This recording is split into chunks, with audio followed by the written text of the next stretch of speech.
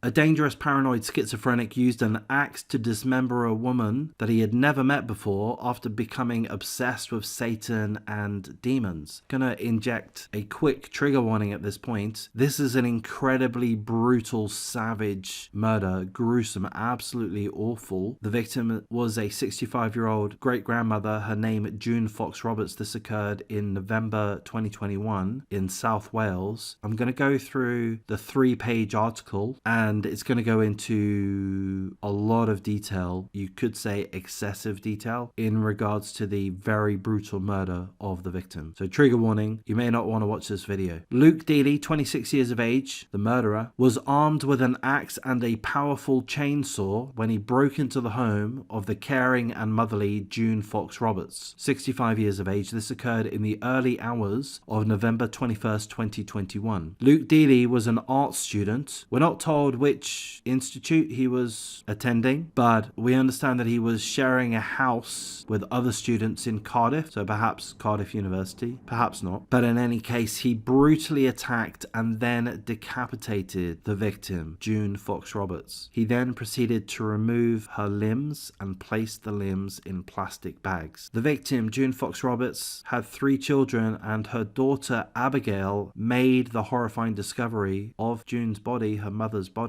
in the dining room of the 3-bedroomed home in Llantwit Fardre near Pontypridd, South Wales, after she, the daughter Abigail, wasn't able to contact her mother. So presumably Abigail was trying to call her mother, wasn't getting an answer. She went round to the home where Abigail herself lived, I believe. Can you imagine? You walk in, "Mum, are you here? Where are you, Mum?" You walk into the dining room and then you just see this horrendous sight. Your murdered mother decapitated, her limbs removed. The murderer, Luke Dealey, was found in a trailer at a nearby yard where he lived. There was CCTV footage showing him talking and singing to himself whilst wrapped in only a blanket. So I think what we're being told here is that he was suffering hallucinations. We all talk to ourselves, we all sing to ourselves. There's nothing unusual in that per se, but I think we're, if we read between the lines a little bit, I think we're being told that on the CCTV footage, we can see him acting like a bit of a lunatic, perhaps. Prior to his arrest, the murderer believed a higher power was telling him to kill somebody. In addition to that, he had shaved off his beard, he dyed his hair to alter his appearance. He was preparing to go on a killing mission. In a subsequent search of his flat, police found demonic drawings that he had shared with, had shown other students that he was living with in Cardiff before they asked him to move out. Why did the other students ask him to move out? Well, because of his erratic and threatening behavior. So my guess, could be wrong, perhaps it's not that relevant, but my guess is that he was sharing a house with other students in Cardiff, perhaps Cardiff University, and I would think that by the look of it,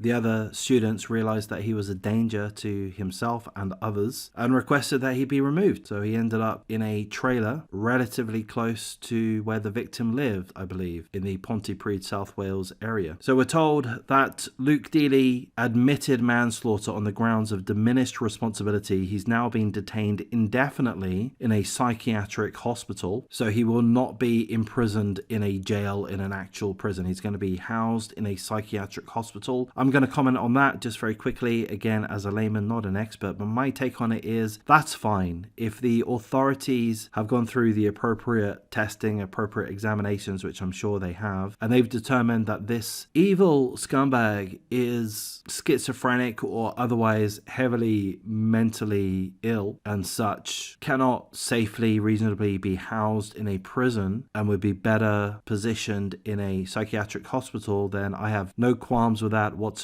It would be inappropriate to house an ill, sick, potentially erratic, potentially dangerous person in an unsuitable facility, a facility which doesn't have the required tools, resources, facilities, environment, staff, medication to deal with such a person. So if it's determined that the best place for him is a psychiatric hospital, so where they do have the appropriate environment, resources, medication, staff, etc., then yeah, that's fine with me. County. So he's going to be detained there indefinitely. I believe that means that he will not be released in a hurry. He may be there for the rest of his life. Or if there is some significant improvement in his mental condition, then perhaps he will be rehoused, perhaps to a prison at such a time, should that take place. So I'm going to continue with the article. I do need to give you another trigger warning. Things are going to get extremely disturbing. A forensic reconstruction of the killing showed a chainsaw covered in blood, though it was not used in the dismemberment process. I'm not quite sure what to make of that. Why was the chainsaw covered in blood if it wasn't used in the dismemberment process? Don't really know. But in any case, that's what we're told. We're told that the defendant, Luke Dealey, the 26-year-old schizophrenic art student, entered the victim's home through an unlocked door, which disturbed the victim, June Fox Roberts. So seemingly, if I understand correctly, June Fox Roberts, the victim, perhaps awoke, investigated her own home, and encountered Luke Dealey, the 26-year-old schizophrenic murderer, in the hallway of her own home. The pathologist's report noted blunt force injuries to the head of the victim. These injuries included one blow to the forehead that must have rendered her unconscious. And I'm gonna say that's a blessing. I would imagine that gives some level of comfort to the victims. If I'm talking nonsense, please tell me in the notes, but I feel like it's a good thing that she was rendered unconscious. The lesser awareness that she had about her horrific death, the better. The pathologist's report also noted that there were compression type injuries to her trunk, indicative of stamping. I'm not quite sure what is meant by the trunk, to be honest. What does that mean? Does that mean, I don't really know. If you can tell me, that would be great. I'm thinking the neck, but I don't know. There were fractures to her left forearm sustained, which represented defensive type injuries. Okay, so she tried to defend herself, and then I'm going to hope after that she was rendered unconscious. From the hallway of the premises, the defendant dragged the victim into the dining room area of the property and placed her in a tarpaulin. I'm confused about the tarpaulin. Did he bring a tarpaulin? That's not normal to bring a tarpaulin, but yeah, I mean, it seems that he did bring a tarpaulin, and again, that seems to be another aspect of this premeditation of the murder. He prepared. He shaved his beard off. He dyed his hair. He stated that a higher power was telling him that he needed to kill. He was on a killing mission. Unfortunately, tragically, June left her door unlocked. Living in a relatively safe town near Pontypridd, South Wales, it once was the case that you could be perfectly safe by leaving your door unlocked. Now, that's no longer the case. The scumbag, evil, psychopathic schizophrenic proceeded to decapitate and dismember the victim and placed her limbs into separated bags using an axe, which was recovered at the scene. He dragged the victim into the dining room area of her own home, placed her in a tarpaulin, and proceeded to decapitate and dismember her using an axe, and he placed her limbs into separate bags. We're told a little bit more about the scumbag murderer. Seemingly he was violent to one of his fellow housemates, a fellow student. He had called her a B word and a C word, which I'll be honest, that actually isn't that big of a deal. I mean, they're just words. And in the United Kingdom, you know, those words are used quite often. But he did throw water at the student housemate. Obviously, that's not a good thing. And obviously, that's a very upsetting thing. But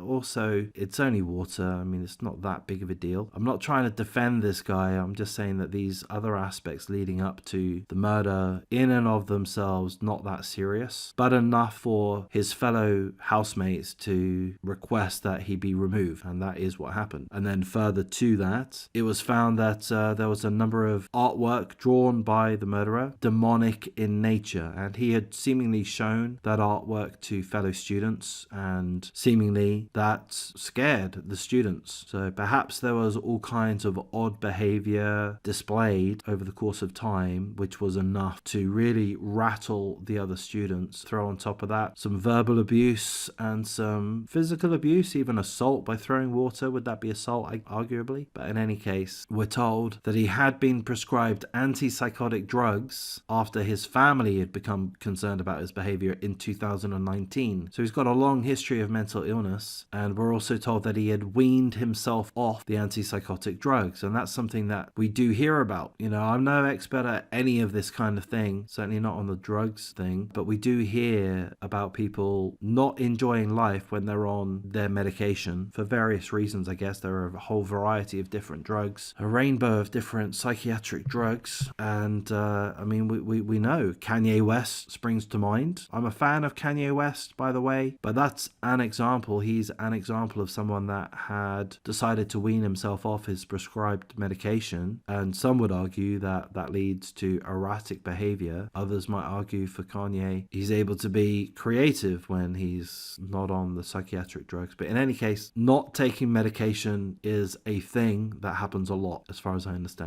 A consulting psychiatrist said that Luke Dealey was suffering from an abnormality of mental function, namely paranoid schizophrenia. His ability to understand the nature of his conduct, to form a rational judgment, and to exercise self-control was substantially impaired as a result of his condition. So he had no self-control, seemingly. So we're told that an appropriate sentence would be for him to be held at a high security hospital near Liverpool. So a psychiatric hospital with high security that's going to be able to deal with him, and he can be detained indefinitely. If there's no improvement in his condition, in his behavior, then he will remain there. And if he is moved from there, then I would assume that he might well be moved into an actual prison. Okay, so the judge imposed a hospital order under Section 37 of the Mental Health Act and a restriction order under Section 41, which means that he can be held or detained indefinitely. And the judge added the following. So let me read this out. You only did this terrible thing because of your mental illness. You have no previous convictions, and there's no evidence you had any rational motive for what you did. You thought you were receiving messages from what you described as a higher power and were acting out commands. You also had the delusional belief there was a group of individuals out to get you. Paranoid. So I'm going to comment on those statements, or that statement from the judge, the Mr. Justice Griffiths. I agree with those statements. Seemingly he did this out of his mental illness. There was no rational motive for what he did. It was all irrational. He said that he was receiving messages from a higher power. He was acting out his command. So again, that's his mental illness controlling him, and he believed that he was being attacked or hunted by a group of people. So yeah, I think it's quite clear in my judgment that his awful acts were entirely due to mental illness. But of course, that in no way allows for a pass to be given. I think it's entirely right that he's to be detained indefinitely within an appropriate facility, being a psychiatric high security hospital. To end this video, I'm going to read out a statement issued by the victim's family. They said that their world imploded with her death.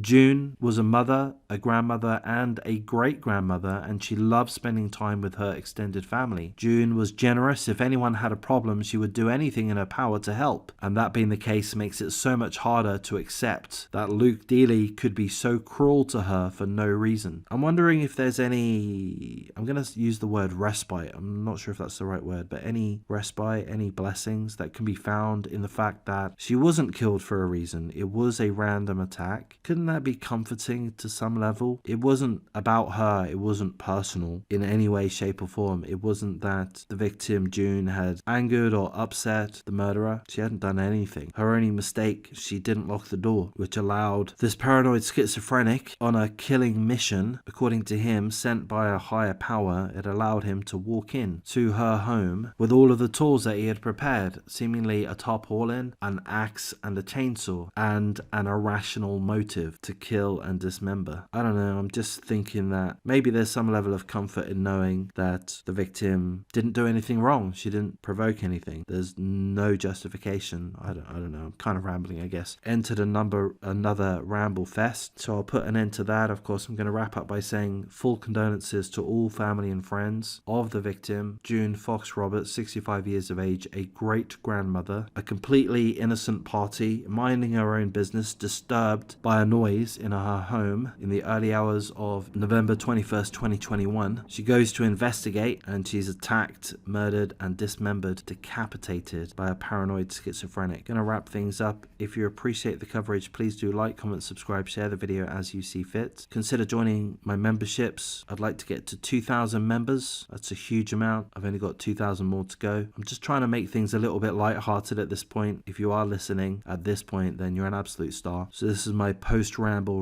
I don't know, I just want to lighten things up. Please don't listen to all of my videos. This is a particularly gruesome one. I don't relish the gruesome nature. I think it's important to cover these topics, and hopefully I've done so in a very respectful way. I would imagine some friends or family of the victim will watch this video at some point, and I would like to be nothing but respectful towards them and of course the victim. So hopefully that comes through, and I guess I'll end this part of the ramble too, so please take care.